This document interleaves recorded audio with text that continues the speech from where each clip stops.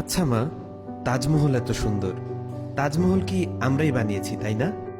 না তো, যিনি বানিয়েছিলেন উনার নাম সম্রাট শাহজাহান, উনি মুসলিম ছিলেন। ও আচ্ছা, তাহলে কুতুব মিনার নিশ্চয়ই আমরা বানিয়েছি।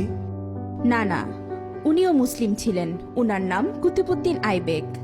তাহলে লাল কেল্লা নিশ্চয়ই আমরা বানিয়েছি। না, ওটাও মুসলিম শাসকরা বানিয়েছিলেন। তাহলে পুরাতন কেল্লা আমরা বানিয়েছি। না, পুরাতন কেল্লাও মুসলিমরা বানিয়েছে। তাহলে চারমিনার নিশ্চয়ই আমরা বানিয়েছি।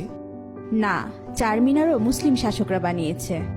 মা, আমি শুনেছি ভারতের সবচেয়ে বড় ও পুরাতন রোড গ্র্যান্ড ট্রাঙ্ক প্রায় 3000 কিলোমিটার পর্যন্ত বিস্তৃত, সেটা তো আমরা বানিয়েছি।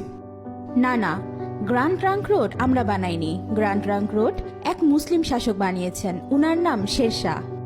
আচ্ছা, তাহলে হাজারদুয়ারি প্যাসেজ নিশ্চয়ই আমরা বানিয়েছি।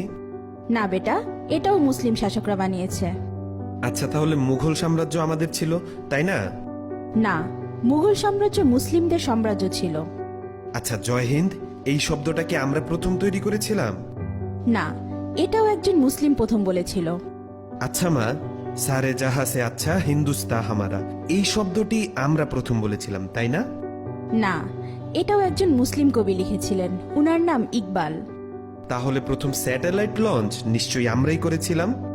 জি না, ভারত অনেকবার স্যাটেলাইট লঞ্চ করেছিল, কিন্তু প্রতিবারই ফেল হয়েছে।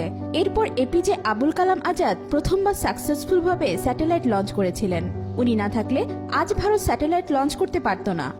তাহলে পারমাণবিক অস্ত্র নিশ্চয়ই আমরা বানিয়েছি।